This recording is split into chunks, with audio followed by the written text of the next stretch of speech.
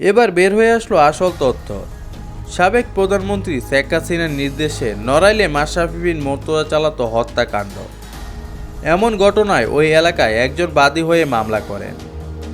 বৈষম্যবিরোধী ছাত্র আন্দোলনের সময় নড়াইলে রামদা, ছুরি, চাইনিজ কুড়াল নিয়ে হামলার অভিযোগ এনে সাবেক এমপি মাশরাফি বিন মুর্তজা এবং তার বাবা গোলাম মুর্তজা স্বপনের বিরুদ্ধে মামলা করা হয়।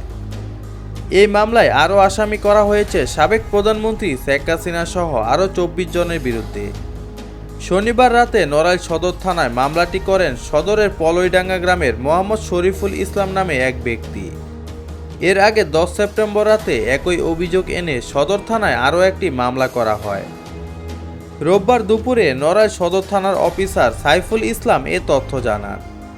মামলার এজাহারে বলা হয়েছে, ৪ আগস্ট নড়াইল চৌরাস্তায় কোটা সংস্কার আন্দোলনের সময় ছাত্র জনতাকে রুখতে সাবেক প্রধানমন্ত্রীর নির্দেশে মাশরাফি এবং তার বাবার নেতৃত্বে হামলা করা হয়। আসামিরা রামদা, ছুরি, চাইনিজ কুড়াল এবং লোহার রডের মতো দেশীয় অস্ত্রের পাশাপাশি শটগান, বন্দুক, পিস্তল এবং বোমা নিয়ে হামলা করেন। এতে বহু মানুষ আহত হয়েছে বলে জানা গেছে।